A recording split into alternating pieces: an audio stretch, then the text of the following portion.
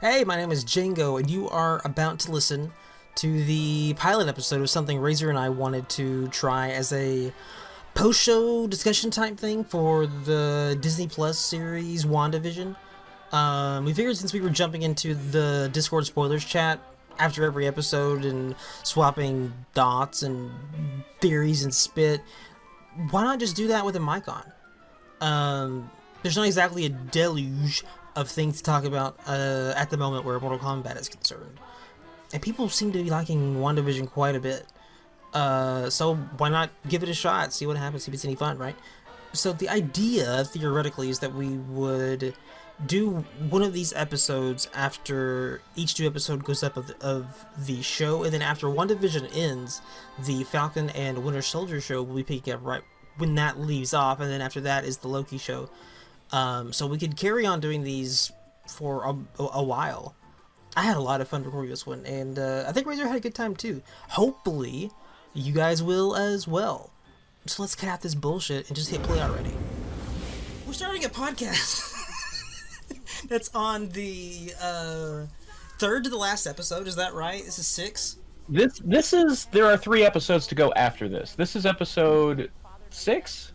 6 of 9. This is episode 6 out of 9.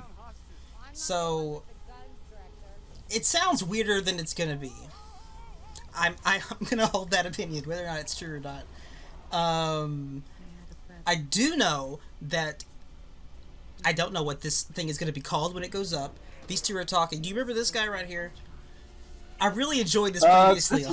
This is the first time in the show they've shown the Quicksilver actor from Age of Ultron. There was a flashback in a previous episode where they cropped him out.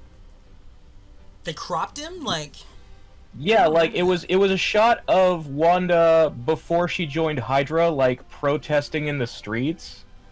And it's footage from Age of Ultron, but fucking Quicksilver was standing next to her. Pietro was in the shot, and they removed him. That's weird. Which I think has something to do with, like, contracted appearances of, what's his name, Aaron Taylor Johnson? Yeah, that guy. Yeah. Yeah, I think, like, it's in his contract, so many appearances they have to pay him for if they use him, and, like... So I guess they were saving him? You know, like when the MCU started, it was like, Samuel L. Jackson has a 7-picture deal. If we put him in more than 7 movies, we have to renegotiate his contract. Right. I think they didn't want to use up too many Aaron Taylor Johnson appearances. Well, if that is the case, then they probably chose the right time to do it, because it is a point of fact of like how we know and she knows, Wanda knows, that this is not her brother Pietro. This dude looks different. So right. They acknowledge it on the screen, like Darcy's like she recast Pietro. She does, yes. So it's probably a good idea now to show the other one, just so everyone knows who may not remember. I also like he's the only one in the credits who says as himself, because obviously it's not himself. Was that true? Is he the only one that was as himself? Yeah. Man, is this episode supposed to be the 90s episode? They skipped the 90s. This episode is like a parody of Malcolm in the Middle, and Malcolm in the Middle started in the year 2000. Like, if they were going to do the 90s, I assume they would have done Full House. I thought that's what they were going to do, and Pietro would be like the Uncle Jesse character. Yeah, that would have made more sense. Yeah, they seem to have skipped the 90s. Yeah, and it's the single camera setup. Weird. That's really weird. Because, like, the intro, the music was clearly a parody of, like, You're Not the Boss of Me Now. Yeah. Oh, yeah, it's not subtle. And they periodically, the kids will talk directly to the camera, which Malcolm would do. Right. This is definitely the Malcolm thing they're going for. That's so weird they would skip the 90s. Look at this costume. I like the head thing. They did a good job with the head thing. That's what I thought. I was like, man, she needs to wear that shit more often. Just keep that hat. Like, it looks better than I would have thought that it would. It looks pretty good. I always kind of preferred, in the comics, the Scarlet Witch outfit I like best is the one that was like a gypsy belly dancer 2-piece with a lot of jewelry on it. I don't remember that one. I mean, I probably would if I saw it. But I do like her with lots of jewelry on. Yeah. She kind of had that going in Ultron. She had like all this bullshit all over her hanging off, and she had like a red shawl, and I'm like, that feels better than. I don't love her costumes in the other movies. Well, I kind of like the I guess I'd call it like a trench coat sort of outfit that she wears in the films, like a. Obviously, it's all over designed to match the other characters' costumes and have all the like lines and seams and piping on it, but yeah, I kind of like it. it's not bad. It's definitely not bad. She makes it look good. Dude, that costume is also the collar. It does have a collar. I like Vision with a collar. His cape has always been kind of weird. Like the gold plates on his shoulders that hold it on are kind of goofy. They are. But yeah. In case we haven't spelled it out, this is not our first time either of us watching this episode. I think we just wanted to do like a random podcast on WandaVision now before because it feels like the last 3 episodes is when things are going to like pop off and start being explained, and we wanted to like have our theories before then. Yes, that coupled with the fact that people seem to be liking this show. It seems to be being well received. And there's nothing else to talk about. Yeah, there's not a lot going on. And now us down south are literally fucking snowed in. It's yeah, WandaVision. I think another thing I heard was that the last 3 episodes are each going to be an hour long. Really? Because like every episode up till now has been like 20 minutes, like right. a sitcom is.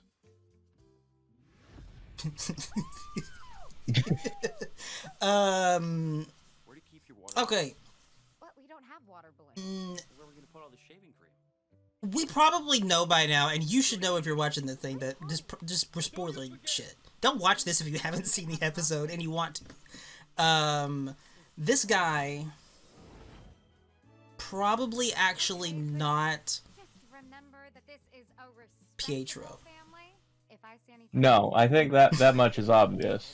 Well, I should specify. Acknowledge in universe that a guy has been recast, that he's wearing a different face. Yes. It means it's not the same guy. Even more than that, though, he's not even the guy who was from the X-Men universe, kind of. No, like you'll see in the dialogue that like there are times when he says he has memories from Age of Ultron. Yes. Like he remembers being shot. But that is the big deal. If you look everywhere at the fucking clickbait articles, it's like, finally. I didn't know if she did either. I know how she felt. I was wondering that myself. Everyone says, oh, finally, like, we're pulling directly from the X-Men universe now, our first connection to it. It's like, no, it's not really, because I don't think we're going to find out that he's literally from the Fox universe. No. I think it's just, like, the casting is just a gag. Yes. Like, they wanted to do a thing where somebody else became Pietro because, like, she couldn't bring the real one back from the dead. Like, I think that's an actual... It seems like... Because in the previous episode, the kid's dog died, yes. And they were like, come on, bring him back from the dead, bring him back from the dead, and they were, like, pushing her to do it, and she wouldn't. No, I don't know if it's that she won't or that she can't. That is the question. It's one of those two. It's definitely one of those two. I definitely get the vibe that she hasn't tried. Yeah, like, for now, let's assume that she doesn't want to try. Yes. That whether she can or not, she's not interested in finding out. The other thing is, she claims she's not the one who brought him in. She does. Like, there are things that she will admit are her doing, and there are things that she'll be like, that wasn't me, or I don't know how that happened.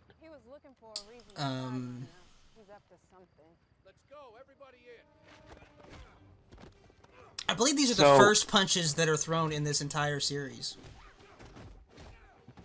That's probably true. This is not a very, like, punchy, that kind of, like, superhero violence show. This story is... I'm a little surprised to find out Jimmy Woo can actually handle himself. I was surprised by that, too. I was like, okay, he can fight. I didn't know that he could fight. And these sword agents fold like fucking stormtroopers. But, I don't know how to feel about those guys yet. Well, I think it's obvious we're going to find out that part of what triggered Wanda doing all this was that she discovered Sword was doing shady shit with Vision's body. Right. It seems pretty clear they were trying to, like, use that shit to weaponize it in some form or fashion. Yeah, and I'm like that fucking... What is it? Hayward? Hayward. Guy in charge. Yeah, that guy. It seems like one of the reasons he's so, like, aggressive and in a hurry to, like, kill Wanda is because he doesn't want the shady shit that he was doing with Vision's body to get out. And, like, that really starts coming to the forefront in this episode. Him, like, us finding out that that's what his main focus is. He's looking at Vision. He's trying to keep tags on Vision and figure out how to get him out of there. She's just, like, an obstacle to that, where he's concerned, mostly.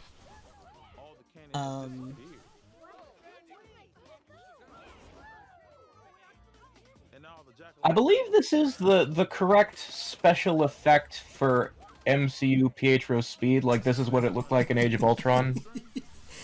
I don't think he had the same wispy blue trails in the Fox movies. Yeah, I'm glad you said that, because I too stopped this, like, on my second viewing and was like, is that the same effect from MCU or no? I want to look at his abilities here to see consistent wise. And Marvel's usually pretty good, or the MCU's usually pretty good about that. Yeah. I'm pretty sure Age of Ultron he had like the smoky trail. Yeah. But like in the Fox films, I can only remember the scenes where like time would be like stopped for everyone but him. Yeah. I can't remember him having like a particular effect, you know, like how they draw in the comics, whether it's like after images like shadows or if it's like, you know, the Flash has his lightning. Blurs. Him like starting and blurry and then stopped. Peter had a... Yeah, that's the thing. Like in the Fox movies, his name was Peter instead of Pietro because he was from America. He was legitimately Peter Maximoff. He was not Pietro. He did have a little sister we only ever saw in like the background of his house. I'm not sure if that was supposed to be Wanda or Polaris. He said there's someone made a comment about like in the first scene that we see him that he has another sister that's like weird and holed up in like a back room of the house or some shit. Huh. I think the mom says that, like, offhandedly. And the little girl is in the scene, so it's not her. It's not the little one. She pops out later. Alright, so in the Fox X-Men universe, Magneto was coming back for multiple booty calls with the same woman and just not sticking around. That makes sense, right? That's, I guess. That seems... I mean, in the source material, Polaris does have a different mother than the twins. Yeah, her last name is Dane? Is that right? Yes. Lorna Dane? Lorna Dane. As opposed to Lorna Maximoff. Right.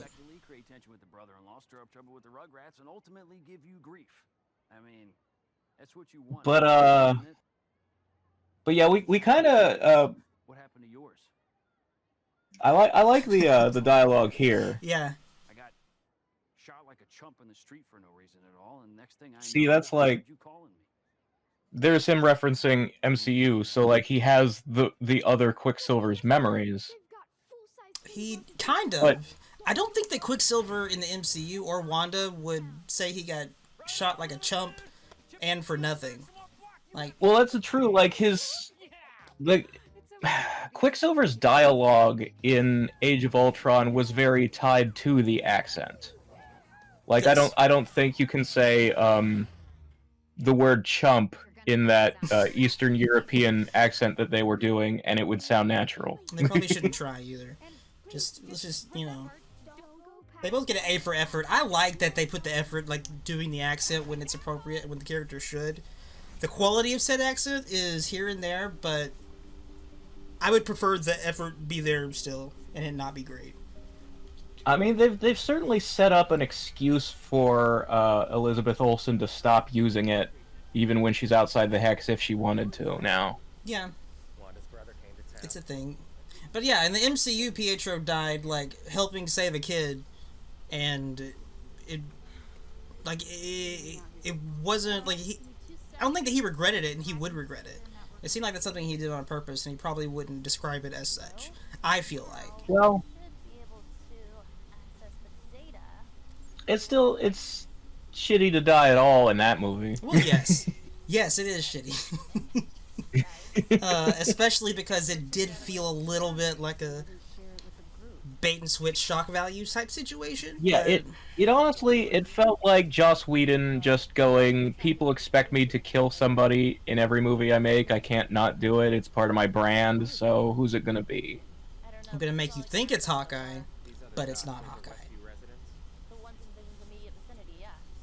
It was unnecessary. Nobody needed to die fighting something as like the afternoon of Ultron. No, they don't. It wasn't. Weekend maybe if you want to stretch it.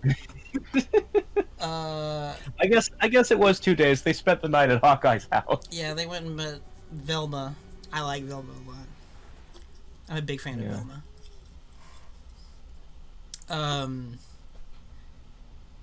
By the way, I don't know what this shit is even called when I'm going to upload it, what the title of this thing's going to be, but I know the name of this episode is going to be Cat Dennings and Handcuffs. All right. And we'll get to see more of that in a minute. I'm looking forward to what her outfit will look like next episode. This situation is interesting.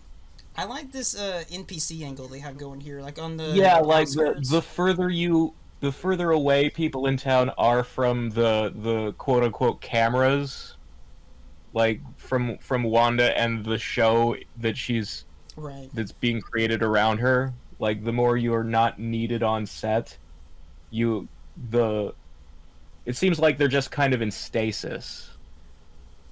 Sort of though, because like. But yeah, there were like people gradually as you get closer to the border of the Hex who were like halfway in. Right. Like the lady who was just like repetitively hanging up decorations and crying. Right, the lady with the very CG tear. But like it lets us know that they're not really like off in their mind or whatever. Like they're still kind of in there, but they're still not able to like do anything but what they're supposed to do as per the Hex situation, which is kind of fucked up and interesting.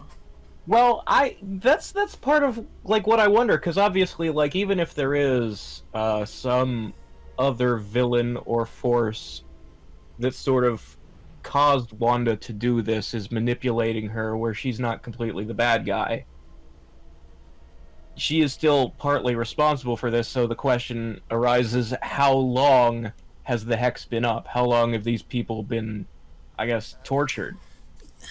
I don't think it's actually been that long. They talked about it in I think the previous episode. I would say it's only maybe been a day or two, because like every time they've showed the sword camp, it's been night. Like, so I think it's still the same night the whole show. That makes sense. I mean, yeah, it could be. Regardless, it has not been long. It's not been long at all. But it's been long enough for people to kind of get weird.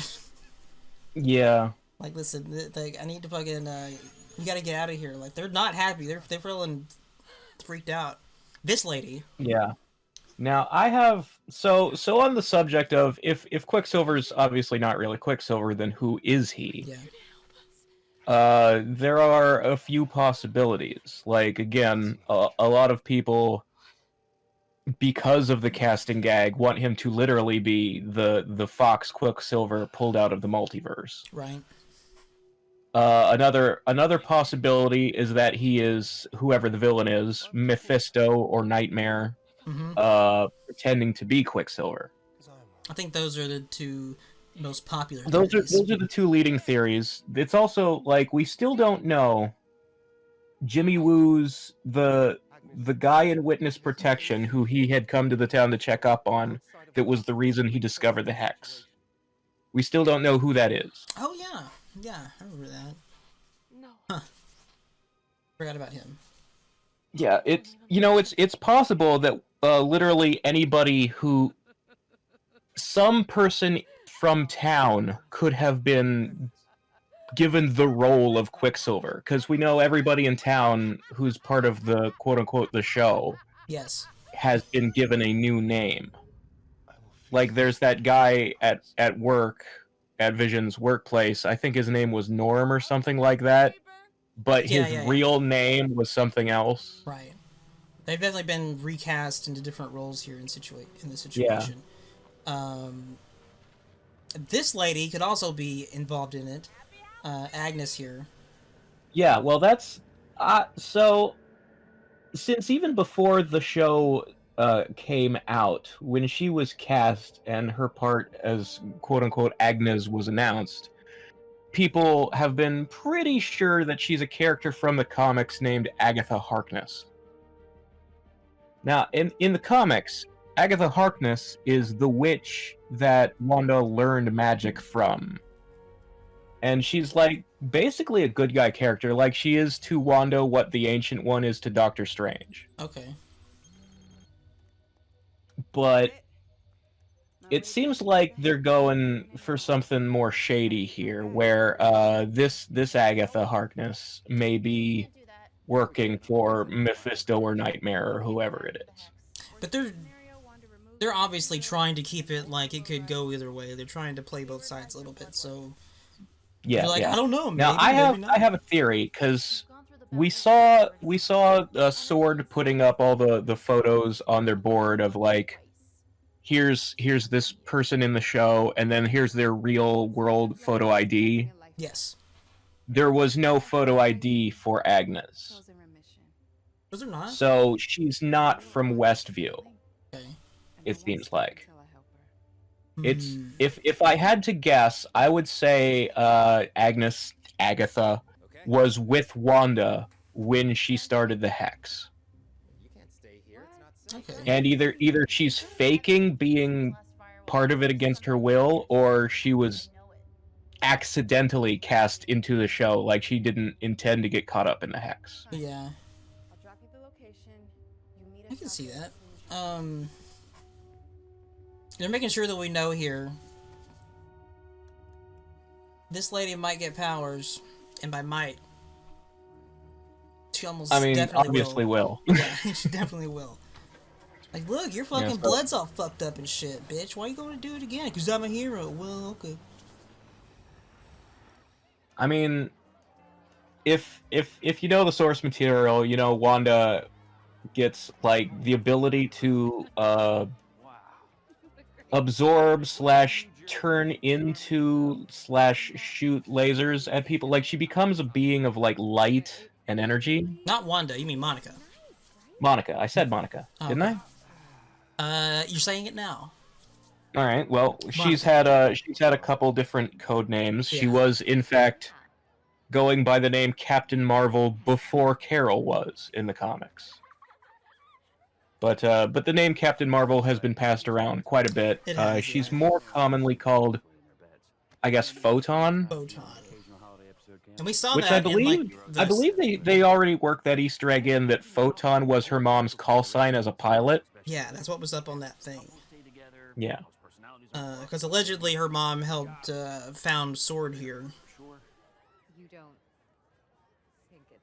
Yeah, so it's interesting in this scene that, like, Pietro is obviously, like, very pro the Hex, but then after this, there's a moment coming up where I'm not some stranger. She gives him a look. You'll see it. When someone says I'm not a stranger, probably a stranger.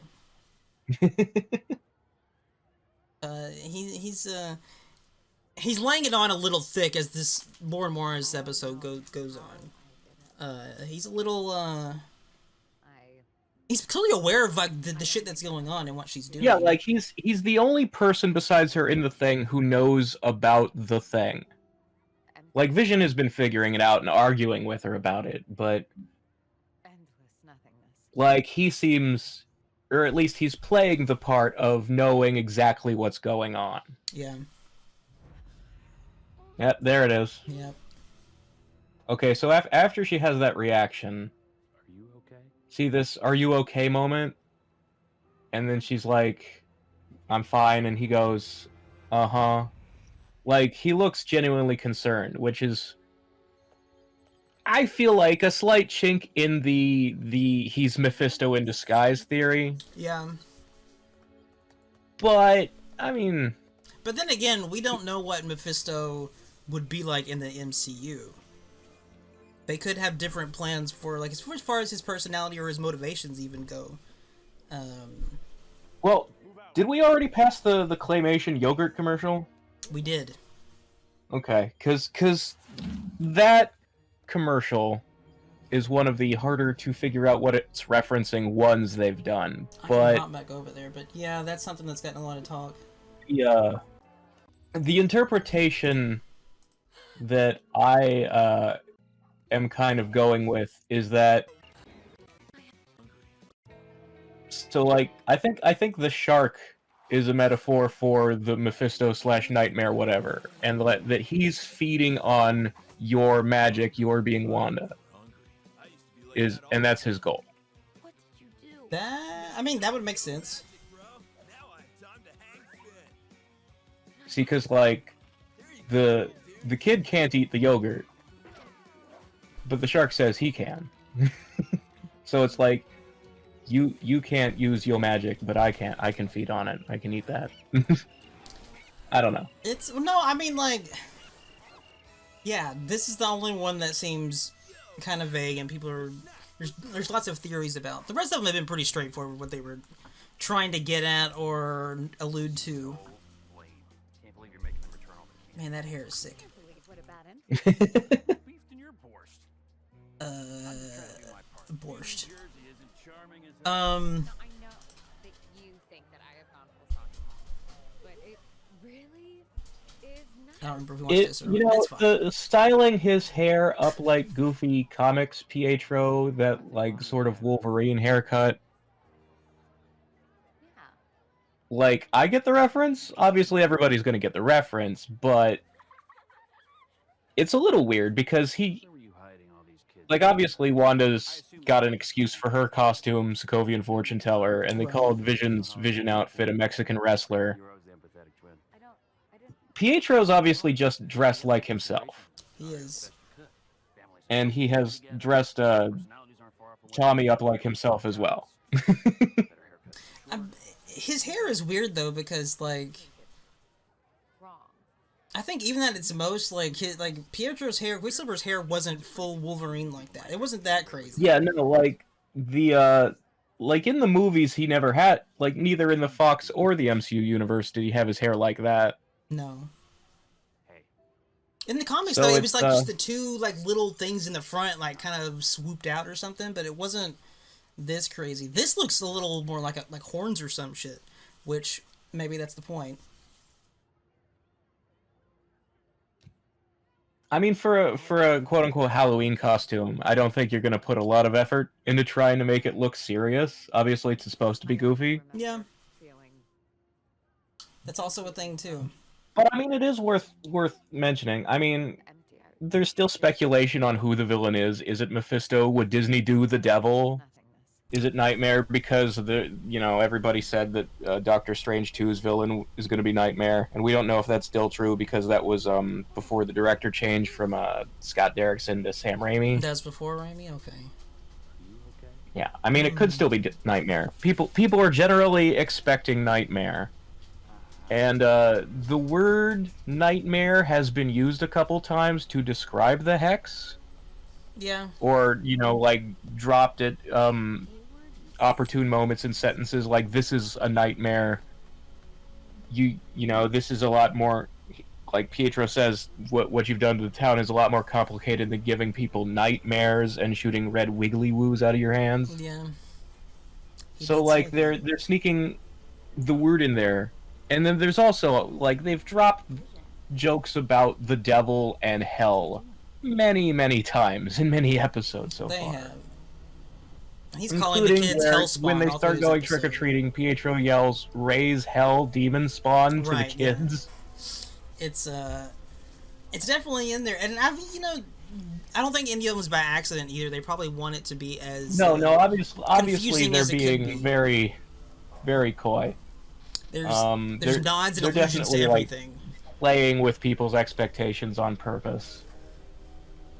And it's also funny because in the comics, the kids were like, sorta, but not exactly fathered by Mephisto, not Vision. Yeah, like Wanda had stolen pieces of his soul to make the kids with or something. Which is funny here because if that's the way they want to go, and this dude is Mephisto,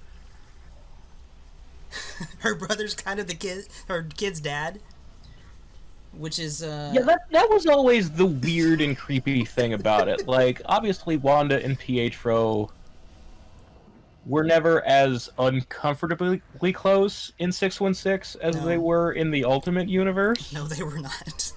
No, but still, why is it Wiccan and Speed as opposed to Wiccan and Robot Boy or something? It's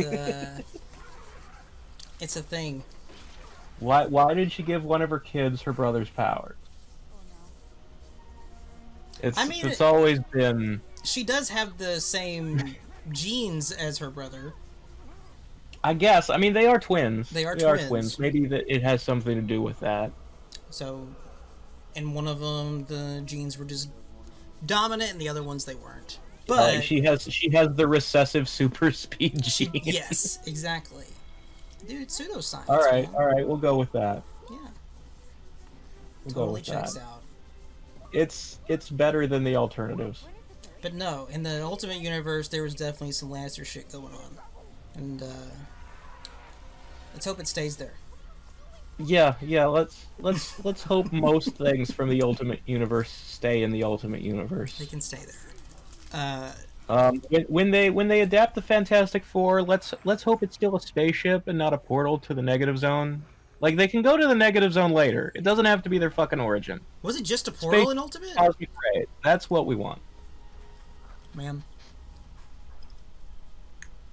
Speaking of which, Vision's a good dude. You know? Yeah. This dude's getting fucking ripped in half and shit, and pulled back into that thing, and he got shot. Well, so on the subject of bringing people back from the dead and whether or not Wanda can do it, so obviously Vision doesn't have any memories from before the Hex. Right. So he's even if Wanda has successfully reanimated Vision's body, he is not the same person. His personality is her best attempt to recreate what he was like, as opposed to being the real him. Right. Now, you would think that if she can't really bring Vision back, that if the Hex were down or he were outside of it, he would go back to being a corpse. Right. But, like, is the Hex pulling him apart because of that? Because he seems to be not, immediately dead when he leaves it. He's not. He doesn't just turn gray and fall to pieces. And he's also not doing what everyone else has done that we've seen, like which would be perfectly fine. What is it? Like what happened to Monica when she got shot out? That's not the same situation there. Yeah, handcuffs. Well, the other thing is, obviously, when Monica came out, she was still wearing the 1970s clothing, and they make a point of that. Like, she goes into the tent where her clothes were being kept, and she points out, this is an illusion. The clothes I was wearing, like these 70s fucking bell bottoms, have Kevlar in it. Right. because they were made out of what I was wearing when I went in. Wanda isn't creating an illusion, she's transforming things.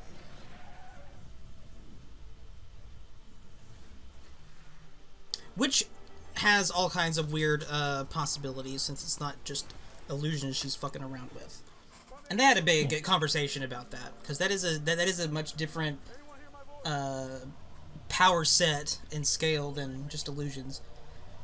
Yeah, I mean, well, this is keeping in accordance with like the inspiration for this show, stuff like House of M. Well, altering reality is part of Wanda's power set. Which, I mean, for people who don't know how Wanda's powers works, because it is pretty fucking fuzzy. In the comic books, originally Wanda had the mutant power to basically shoot bad luck at people. Yes. Yeah, she shot things called hex bolts, which were like red lasers that would make bad luck happen to you. So like, if somebody was in a car and getting away and she shot the car would get a flat tire, or its transmission would just drop out, you know? It's something bad that was incredibly unlikely to spontaneously happen would suddenly have 100% chance of happening. It's the most difficult, complicated power set to try to explain to someone. It's needlessly bullshit, but it like it sets up though that in the comics her powers are tied to probabilities. Yes. And then they later explained, okay, what you're actually doing, it's you know how Johnny Cage doesn't know what his powers are, so he just flings balls of green shit. Nightwolf knows what his powers are, they're the same thing, the souls of his ancestors, so he can make like shapes out of the green shit. It's refined and he can do what he wants with it. Okay. It's like that. Wanda was just flinging quote unquote chaos magic, not knowing what she was doing. And then she met this witch Agatha, who trained her how to actually cast spells with her powers. Still, it's incredibly vague, but that's kind of what makes her so buff. The point is, Wanda's magic power, or Wanda's mutant ability, was magic. She could just shoot raw fucking magic energy, and then someone trained her how to actually like do stuff with it. So she's Doctor Strange, but she was born to be good at it, as opposed to like studying from books. Yes. Because she's not borrowing her magic. Can just do any fucking thing. Especially in the MCU versions of Doctor Strange in that movie, they made it clear to point out that like they're borrowing magic from other places. When they do something, they're taking they are. Anybody can learn it, but I mean, Strange was a prodigy at it because he has a photographic memory. Yeah. But the implication is that literally, if you gave this training to any person on Earth, they have the potential, because magic is not like a special genetic power like X-gene stuff. Right. It's like you could just read how to cast spells out of a book. It is literally like a power source, like plugging into something, but like there's a spirituality element. There's like a belief thing going on, and that was the whole deal with the Ancient One. She was taking power from Dormammu, and it fucked up. Mordo freaked the fuck out, and like all this other shit. Like they're taking it from somewhere in the MCU, somewhere where it already exists. Yeah. So Wanda's mutant power was the ability to draw energy from. There's like a chaos magic dimension or something. Okay. And so she's able to get her power from there and cast spells with it. She's like Doctor Strange, but she only needs this one dimension, whereas he has all these different, like the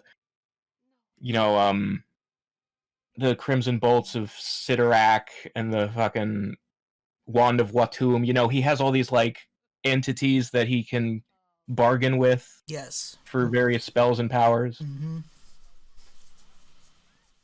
So, obviously, in the MCU, Wanda doesn't shoot bad luck at people. No, it and doesn't she isn't seem to be the mutant, case. at least not yet.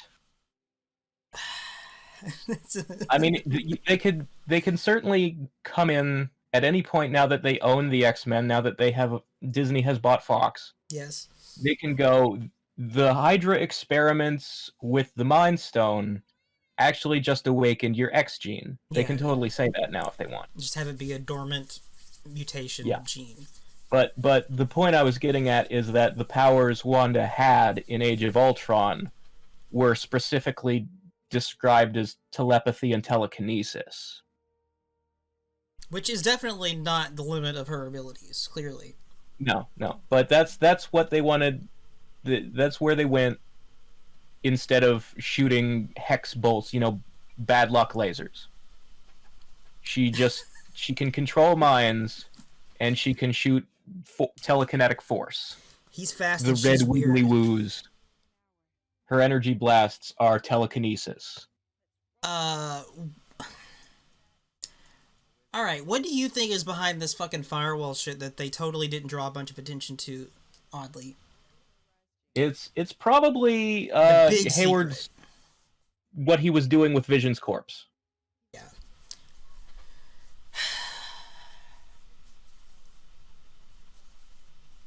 He's gonna put Ultron That's in, another isn't thing. he? Like they've hinted a couple times that Monica is in contact with some, I believe it was an aerospace engineer Oh boy, yeah. off-site who's helping her. Yep.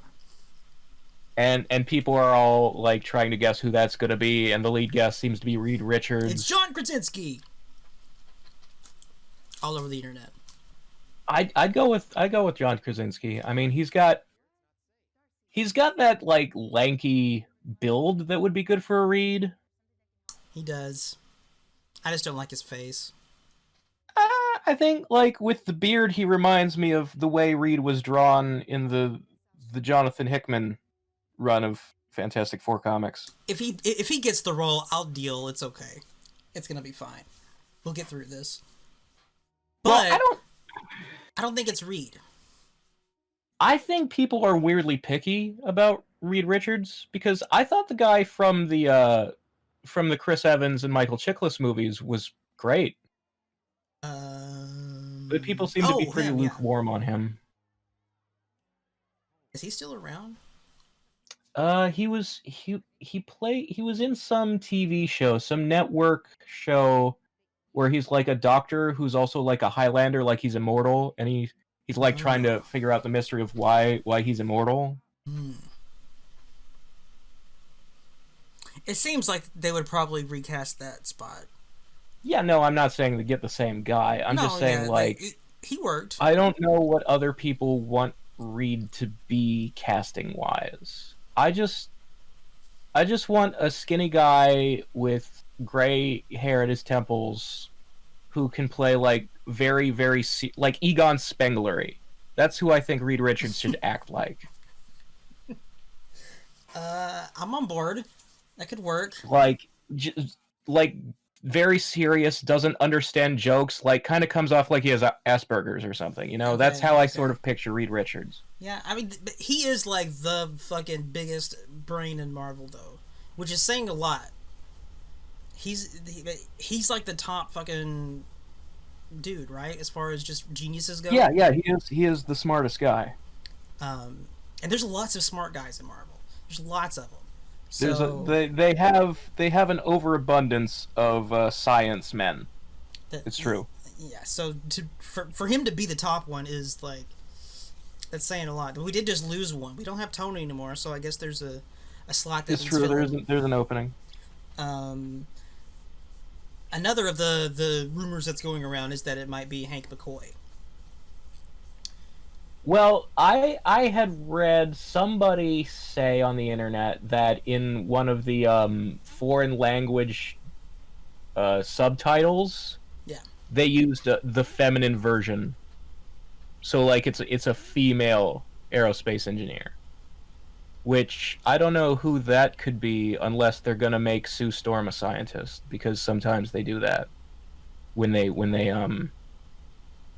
adapt the Fantastic Four for movies. They try to give her a better reason to be on the spaceship with the rest of them, as opposed to just Reed wanted to take his girlfriend to space, which I Yeah. guess was what it was in the 60s. I mean, why not? I think that she refers to him as a he, though, in like this scene, Is it? Monica. I think that we may be able to use these subtitles Yeah, we could in fact watch what's happening on the screen here for the power to answer our of question. good. Okay.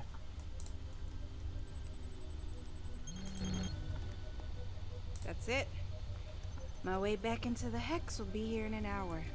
Just gotta meet my guy over the ridge. Guy. Meet my guy. Okay, so it's totally due. Okay. So, Sure we can. I'm a whiz at hot wiring cars. probably not Well- soon. I know how people how comic books tend to treat science guys as being good at all of the sciences, Yeah, they do. but I don't think Beast should be an aerospace guy. I'm pretty sure his thing is like studying genes because he's the science guy who knows about the X gene. I think he's a biologist. That is a thing. Now He's- Reed builds the spaceship the F4 go up in. He's totally an aerospace guy. that much does make more sense. In The other comics- possibility is like Monica. Monica, I think these days most often runs with a team that has Blue Marvel on it, and I think he's a scientist, so it could also be him. But I think people would be like obviously way more excited for them setting up Reed in the Fantastic Four than like, oh, here's the side guy who's kind of like Superman, but black, which is nothing against that. I'm just saying like the Blue Marvel is like a C-list character, He is. No, yeah. and I would say him and the Sentry and like in general Marvel's attempts to have a Superman never go well. Like they always end up like the appeal of Superman in the DC universe is that he's the #1 hero in that universe. Like him being more powerful than all the other characters lends to him having a position of importance and leadership. And you can't do that in the MCU because why would that guy suddenly be more important than all the Avengers that the fans have been following for the past 10 years? Yeah. You know? Marvel doesn't really So have I like don't a one think- most powerful thing that stays that way too. Except Franklin I don't Richards. think anybody would be like super excited for the Blue Marvel. I think Reed is the good choice. And I mean, they've like Fantastic Four was one of the things that they announced in that whatever lineup video thing that Kevin That's Feige true. did. So it's definitely a thing that's coming down the pike. There wasn't any X-Men shit in that, but that's probably Well, because I they're think- just I going to think introduce those they're- guys as they go along. They have to be delicate with how they introduce the X-Men because first of all, you want people to have a little time to get the Fox X-Men taste out of their mouth. Sure. I mean, Because there were a lot of things that were done in those movies that were not great. we say that while Evan Especially Peters the last Quicksilver's on two, the screen right Apocalypse now. and Dark Phoenix. People want to, Yeah, it wasn't put good. those off to the side and not have to think about them anymore. But we are looking at this guy on screen right now. Right. But They're having fun. I mean, here. obviously they have disconnected him They have. from the movies he was in. He's definitely pretending to be MCU Pietro as opposed to He is. But also, like, they shouldn't, in my own opinion, they shouldn't do it. Like, we're announcing a movie that's X-Men, and then that's going to be the thing where we get into that shit. Like, if you see that shit if I along as you was go. if I was doing it, if it were up to me, I would introduce the Weapon X program the first thing. Yeah. And I would do it in somebody else's stuff. Like my dream would be to have like, so first set them up in Falcon and Winter Soldier because it's going to involve like secret government soldier programs. That seems fairly Yeah. obvious. And then I would want to do a Hulk versus Wolverine movie. That's where I would start the X-Men off. There's a hot take. Yes, I would love to see that. I would do it mostly like the way the animated film did it, Yeah. where it's, you know, Bruce Banner is doing some hero thing as a favor, because since Endgame he's a hero now, He is. and he gives goes people to tacos. Canada to investigate something or other, and these Black Ops dudes with powers manage to kidnap him, because it seems like Professor Hulk is weaker than regular Hulk. I mean, he's Which in the I comics, believe was right? also true in the comics, Yeah. but I'm going by his less than standout performance in the battle in Endgame. Yeah. So I would like to see a kidnapped Hulk being like tortured by the Weapon X program until it like disrupts his Bruce and Hulk are in sync thing, and we get regular Hulk back. Because regular Hulk is the fun Hulk. Well, yeah, that's the... I don't think, like, Professor Hulk is fine to see, but I don't think anybody wants him permanently.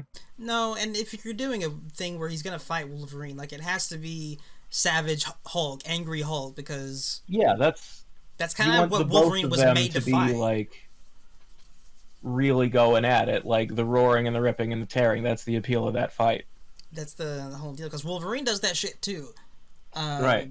And it's not as much fun if they're not... By the end of the movie, I would have Banner succeed at, like, breaking whatever brainwashing the Weapon X program has on Logan, and the two of them escaping together.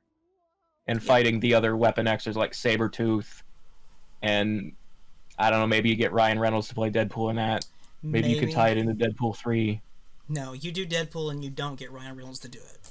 You get somebody else, just for that one movie. That would be a bad idea. I mean... Omega Red seems fairly obvious to have somewhere. You would hope.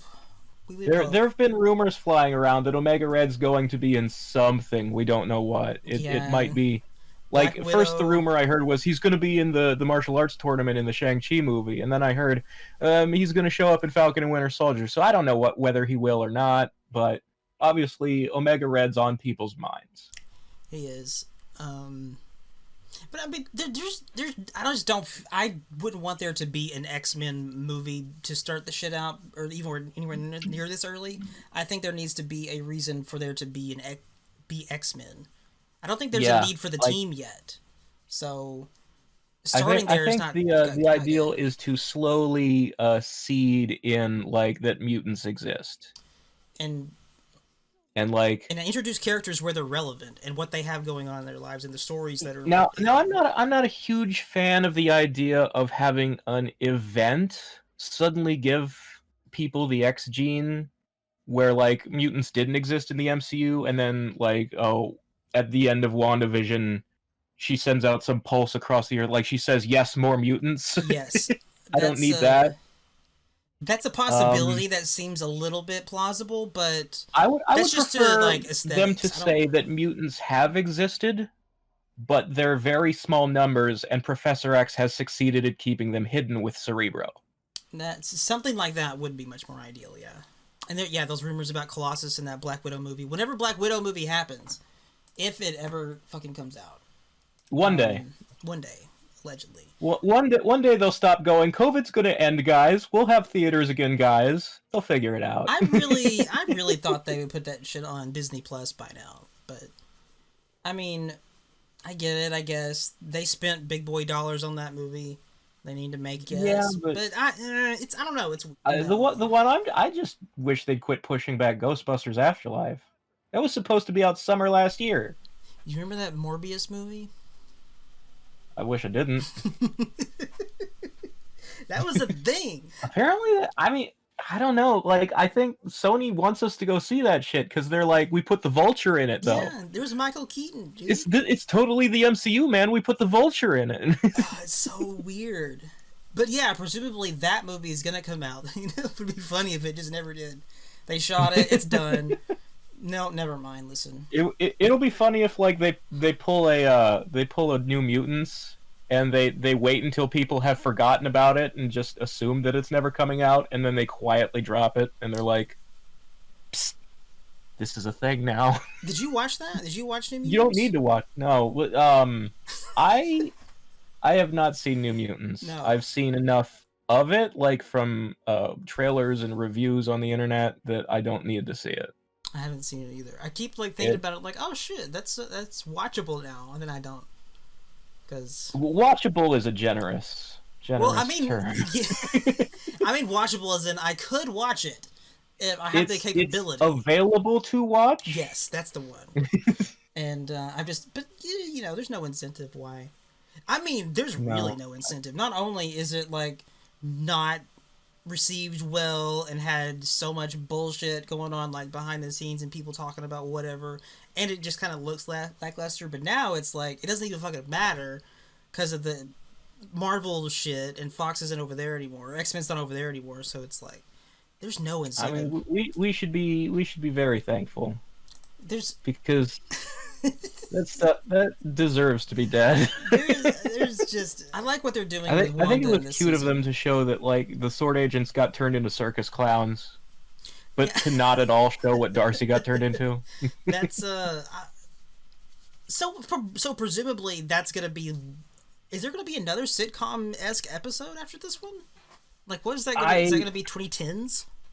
If I was to guess, I would say at least the next episode will still be keeping up the sitcom thing, but a lot more characters inside the Hex will be like breaking free, and then shit will probably get real in the last 2 episodes. Like if there is a villain to fight, that's when it's gonna happen. But you know, if each of the last 3 episodes is an hour long, that's 3 hours of content. That's a lot of time to fill. Do you think that we're gonna see Aaron Taylor Johnson Quicksilver at the end of this shit? I would like to. I would like to have a Quicksilver who is not dead at the end of this. I don't know that it's possible. I don't think either he or Vision will be alive at the end, but I'm hoping. And if we were to have a permanent Quicksilver who is actually Quicksilver, I'd rather it be the real Quicksilver. Just because, like, the recasting gag is good for the gag. It is. But I wouldn't want it to be status quo, just because it's kind of weird. It kind of kills whatever story potential Quicksilver being back could have as well, though, because Wanda doesn't know this fucking dude. And he's like, as much as he's acting like the real Quicksilver, we the audience know in our heads that he's not. And no, if at the end of the show they decide to go, actually he is the real Quicksilver, no, he isn't. I don't think that the MCU will go that route. Hopefully that's the case. Yeah, no, I think Evan Peters will turn out to be either the bad guy or just another Westview townsperson, and he'll go back to normal and he won't be Pietro anymore. If he does turn out to be Mephisto, it would be kind of funny if Mephisto's personality in the MCU is still exactly what he's doing here. He's just a spazzy bitch.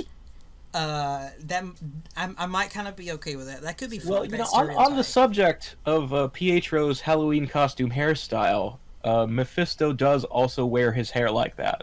Oh shit! I don't know. Yeah, if they bring Quicksilver back to the MCU, like this isn't doing it. This is having fun, like you said, but no, it's not actually doing it. So if they want to do it, they should do it. Yeah, that's kind of my feeling. And like, I kind of like, I feel like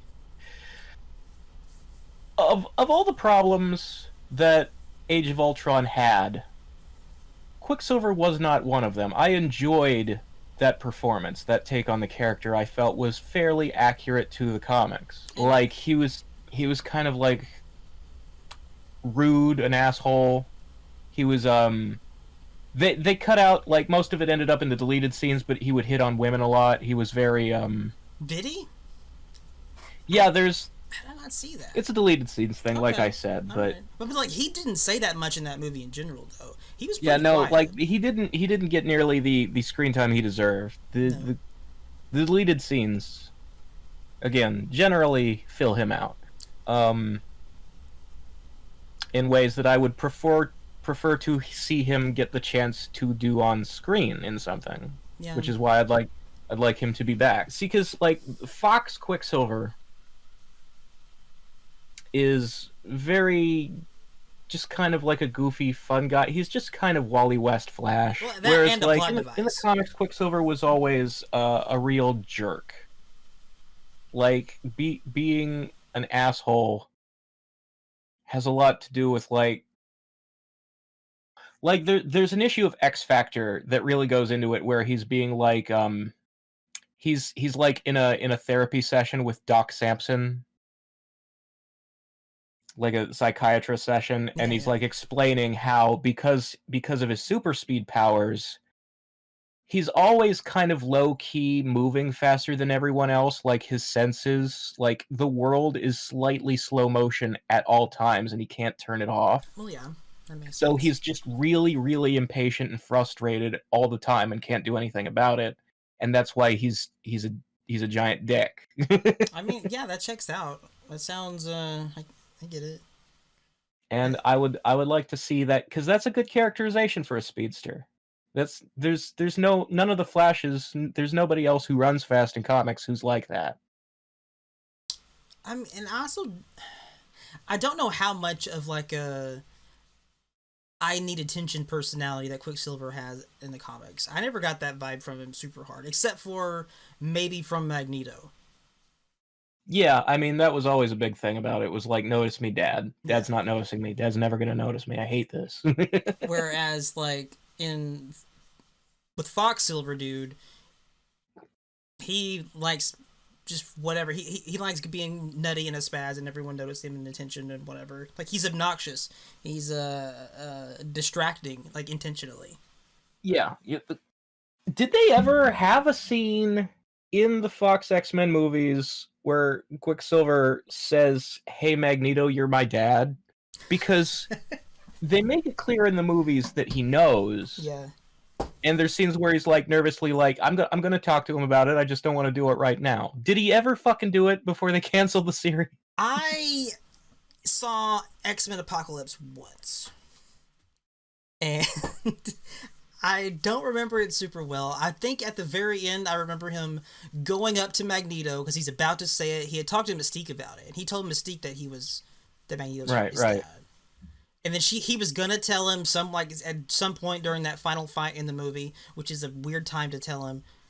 And I don't think it ended up happening. Like he chickened out or something happened, and he didn't get to tell him. That's my memory of the situation. Yeah, like, and I'm not gonna watch Dark Phoenix. With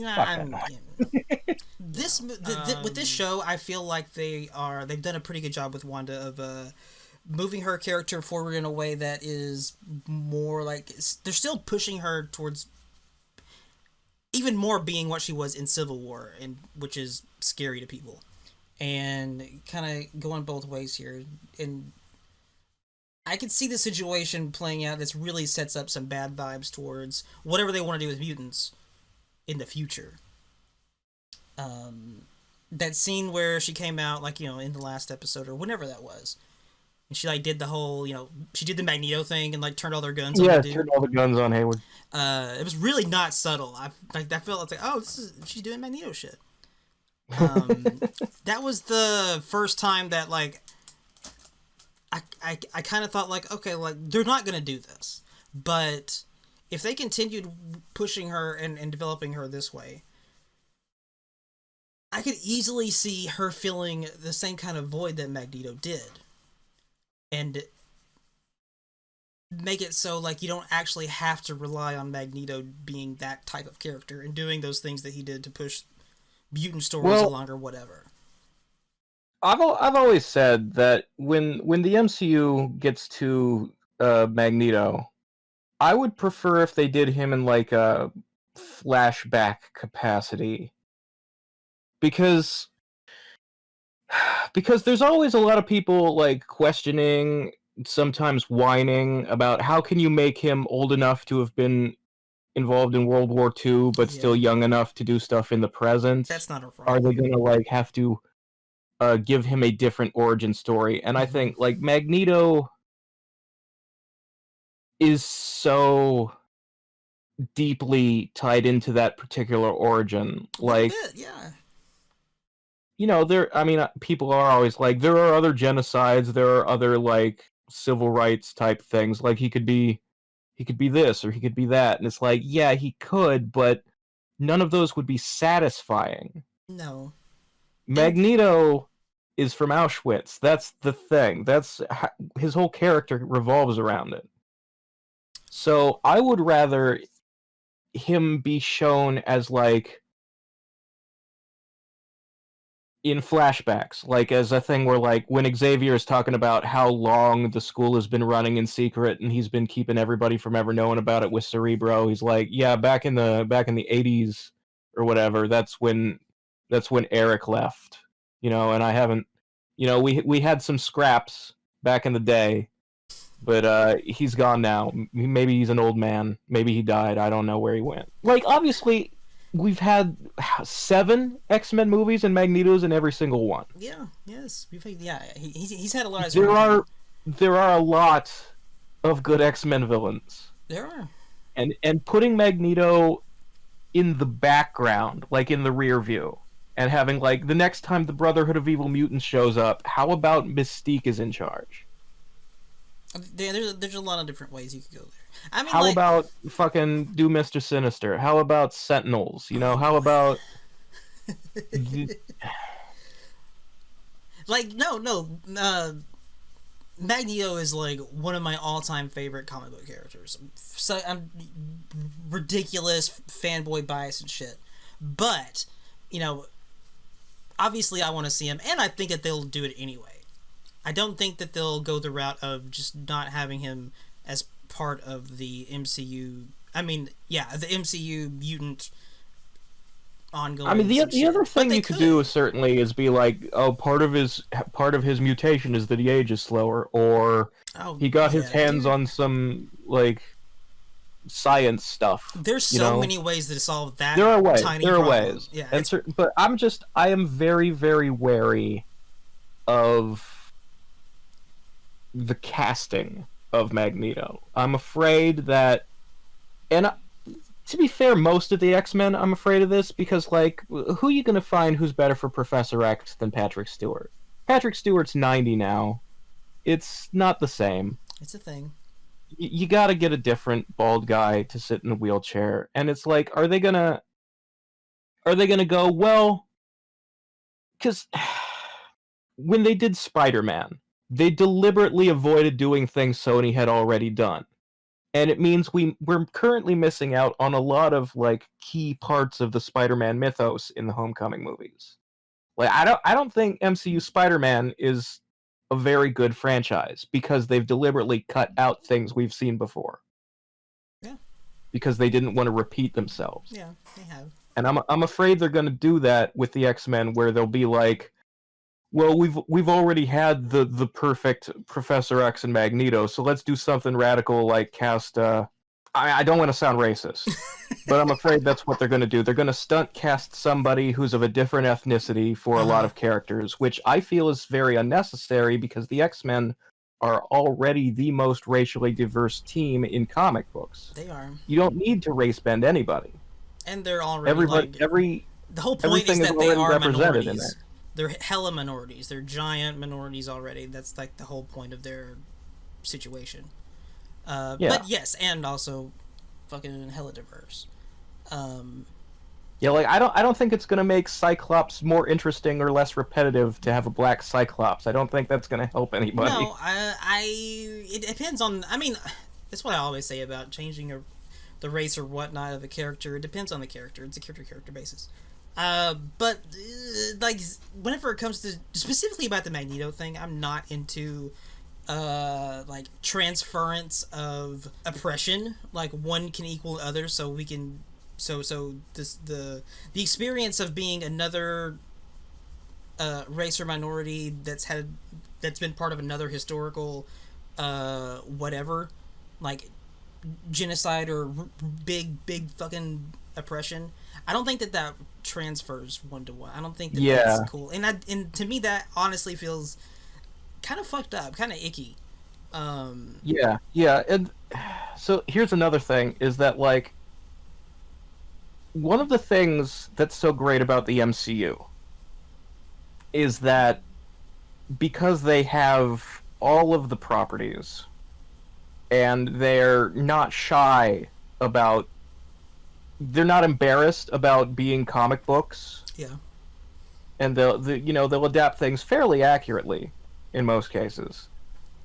There are certain wish fulfillment things that you want to see, and you can sort of trust that Marvel will deliver. One of my personal wish fulfillment things is I would like a flashback where during World War II we see Chris Evans' Cap working with Logan to free people from a concentration camp, and hey, there's Kid Magneto. That's a thing. That's a scene I would like to see in a movie at some point. Yeah. Changing Magneto's origin is going to fuck with that. No, I agree. And that's just one example. Like, it's a butterfly effect. It changes a lot of shit. And will make a lot of... It will create a lot of situations. And again, I don't think the MCU will do it because they are actually aware and care about the other stuff.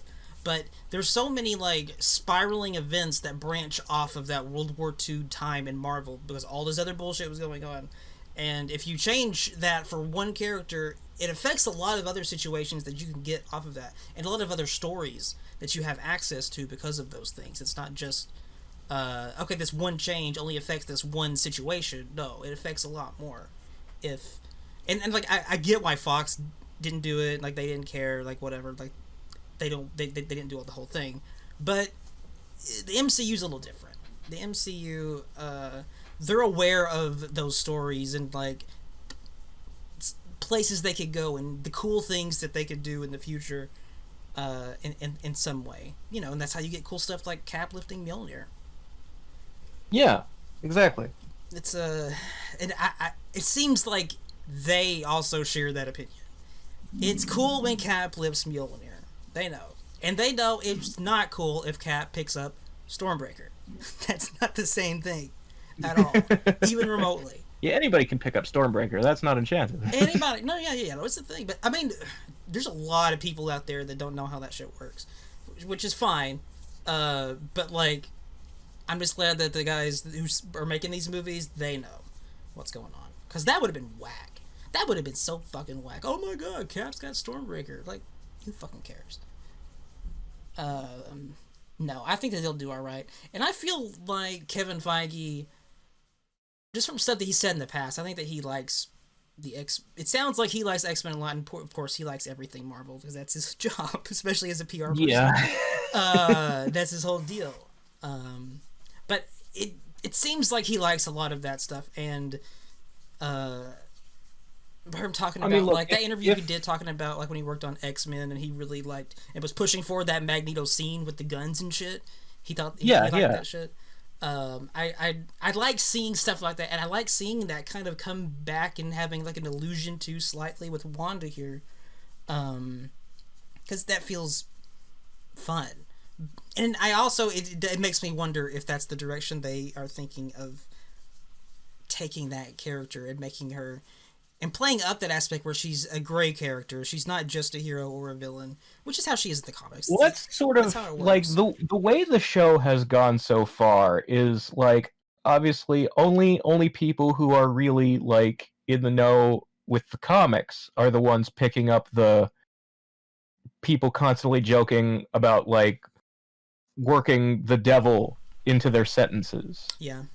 For everybody else who's just, like, the MCU is what they know about these characters, for the casual fan watching, so far it seems like everything is Wanda's doing. So she currently appears to be the villain of the show. Yeah. So it's definitely a question of the balance when they reveal who the real bad guy is. How does Wanda come out looking, and will she be will her character be as sort of like, look, in the comics after House of M, Scarlet Witch has never really recovered. Popularity wise, she's been either marginalized or Like in hated by continuity. fandom since House of M. By like in continuity or by fans outside. Mostly by fans, but also like Okay. the writers just aren't using her much because she's just kind of radioactive. I mean, that's been a Like, thing nobody for seems to X-Men know what in to do general with for her a because long they don't time. know how to portray her as a good person after It is a thing. all the things that have happened. It is a thing. There hasn't been much in the way of good X-Men writing in the comics for Like they're a little really long while. there really hasn't been a story that's willing to use Wanda since House of M that wasn't just really kind of like on the periphery, like a real side book nobody cares about. Yeah.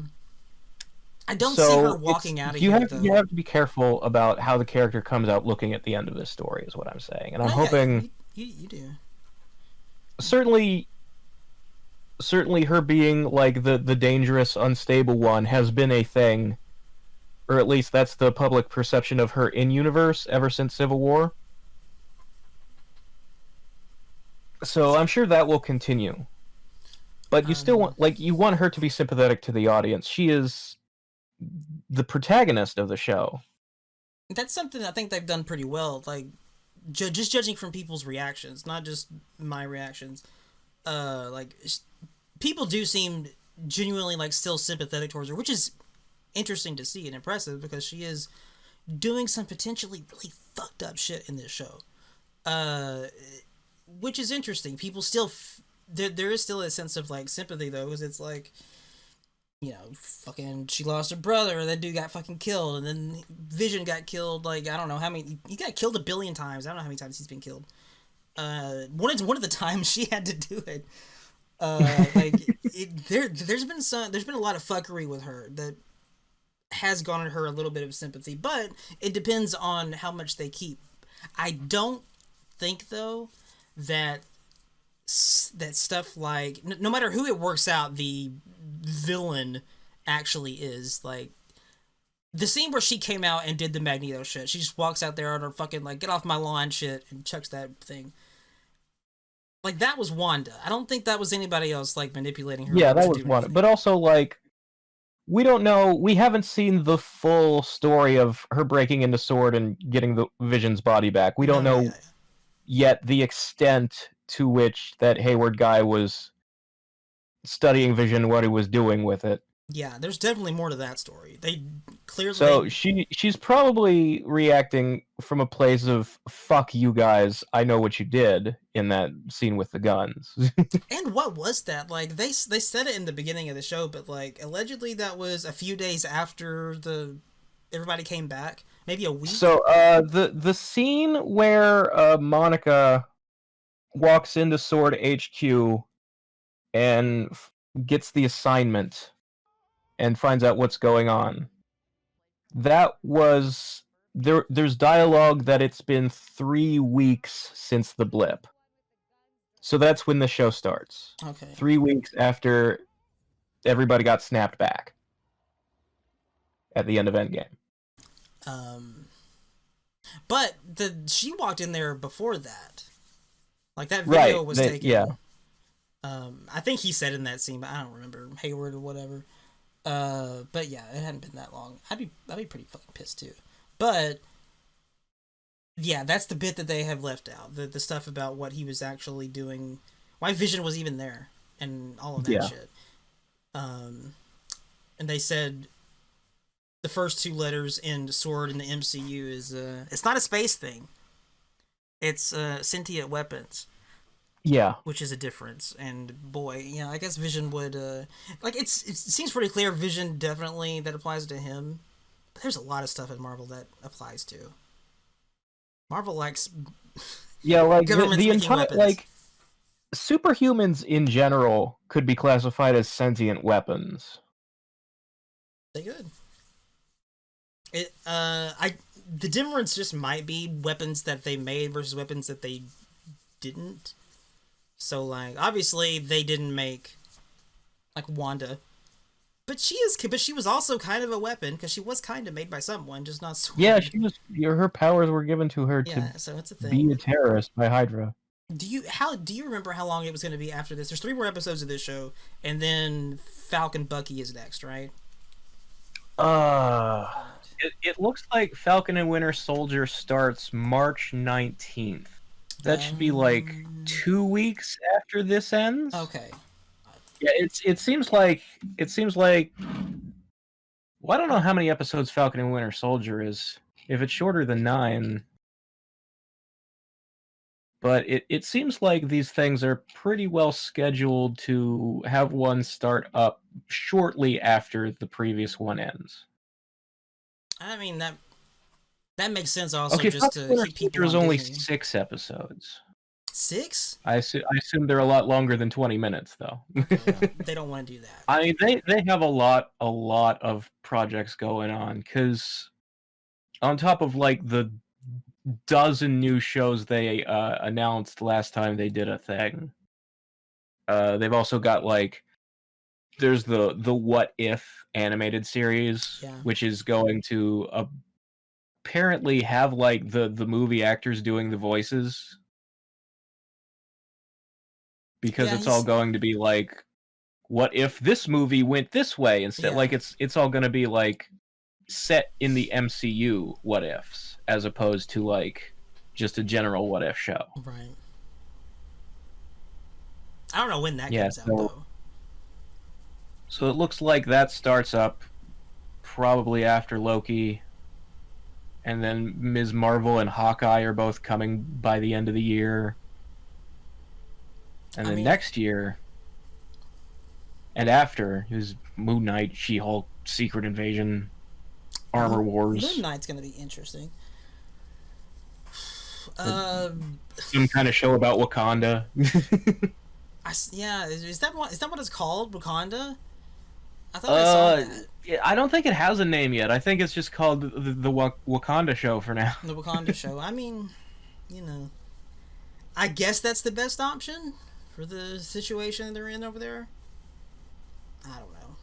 I do wonder, like, because is that show going to be before Black Panther 2? Is that going to be where they explain? Because if they're really not recasting, and they're going to kill T'Challa because Chadwick is dead, then they have to explain how he died, right? It's I don't like them not recasting T'Challa was really surprising to me.